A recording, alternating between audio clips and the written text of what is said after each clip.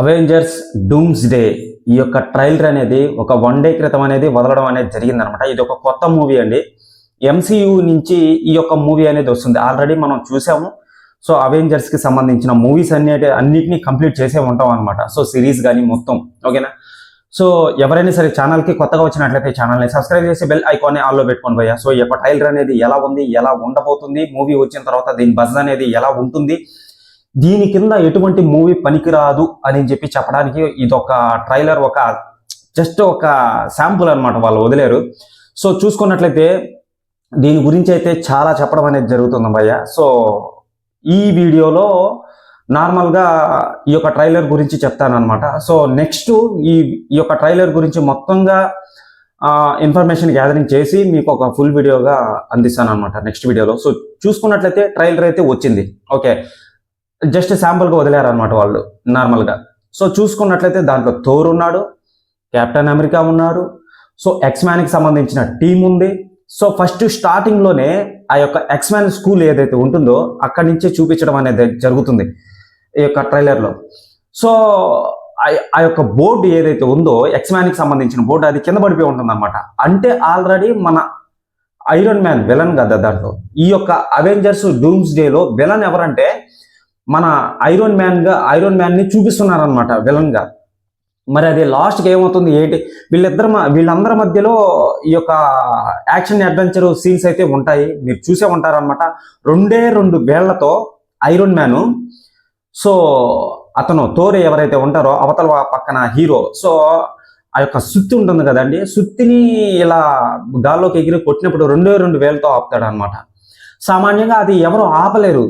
అతను గాడ్, ఎవరు, దేవుడు థోరు మామూలుగా నార్మల్గా అయితే.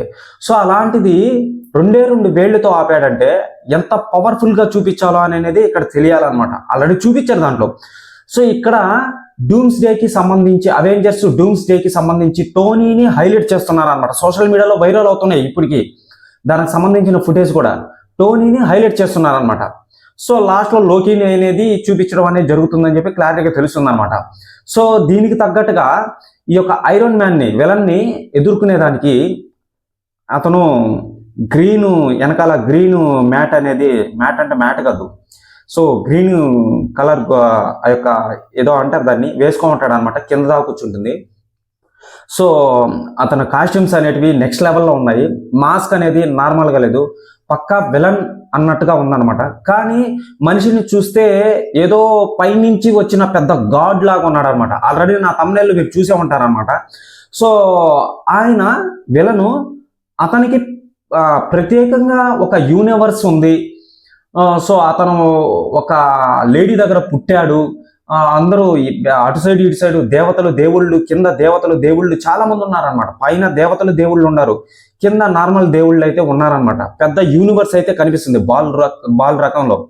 సో ఆ యొక్క దాని బ్యాక్ సైడ్ వచ్చి ఒక బిడ్డను పట్టుకొని, ఒక తల్లి పట్టుకొని నువ్వేదో సాధించాలి, ఈ విధంగా ఉండాలని చెప్పి నార్మల్గా ఆ యొక్క ఫుటేజ్ అనేది కనిపిస్తుంది. నా తమ్నెయిల్లో చూసే ఉంటారు మీరు. సో అది నార్మల్గా ఐరన్ మ్యాన్ కి సంబంధించిన యూనివర్స్ అది నార్మల్గా. ఓకేనా, అది ఎలా ఏంటి అని చెప్పి ఈ యొక్క మార్వెల్ వాళ్ళు చూపిస్తారు నార్మల్గా. ఓకే, సో చూసుకున్నట్లయితే ఇంకా యాక్షన్ అడ్వెంచర్స్ ఆ యొక్క ట్రైలర్లో ఎలా ఉన్నాయంటే నార్మల్గా లేవు బ్రదర్. ఈ సినిమా కానీ రిలీజ్ అయింది అనుకోండి, ఇంకా ఏ సినిమా, మన తెలుగు సినిమా ఏ సినిమా, వచ్చే సినిమాలు కూడా ఏవి పనికిరావు. ఈ స్పిరిట్, ఫౌజీ, మళ్ళీ వచ్చి ఎక్సెట్రా వారణాసి కూడా ఉంది ఒక లెక్కన. సో రాజమౌళి గారు ఐమాక్స్ అంటున్నారు కాబట్టి కన్ఫ్యూజ్ అనేది అవ్వాలి ఇక్కడ ఫస్ట్ పాయింట్. సో అదనమాట. ప్రభాస్ గారు కూడా ఒక ఐమాక్స్ కెమెరాతో మంచి విజువల్స్ ని చూపించాలి అని అంటే అది ఆలోచించాల్సిన విషయం. కానీ ఐమాక్స్ తో తీస్తున్న మూవీ ఏది లేదనమాట. ఇక చూసుకున్నట్లయితే చిరంజీవి గారివి, బాలకృష్ణ గారివి, మళ్ళీ వచ్చి ప్రభాస్ గారివి, సో ఎక్సెట్రా ఉన్నాయి. విజయ్ దేవరకొండ గారివి మళ్ళీ వచ్చి ఉన్నాయి, ఎన్టీఆర్ గారివి, రామ్ చరణ్ గారివి. ఇవన్నీ ఏవి పనికిరావు.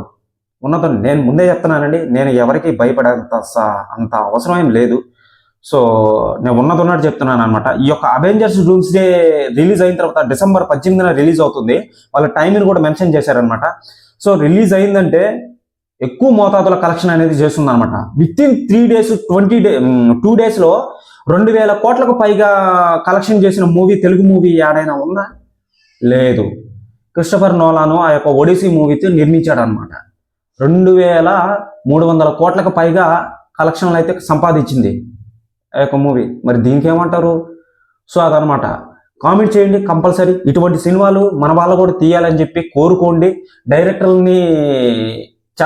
మీరే చెప్పాలి, నేను చెప్పేది కదా, మీరే చెప్పాలి. అరే బాబు ఇలాంటి సినిమాలు తీయంటారు నాయన, అందరూ చూసే అవకాశం ఉంటుందని చెప్పి చెప్పండి, నేర్పించండి డైరెక్టర్లకి. మీరు మన డైరెక్టర్లు ఇంకా నేర్చుకోవాలన్నమాట.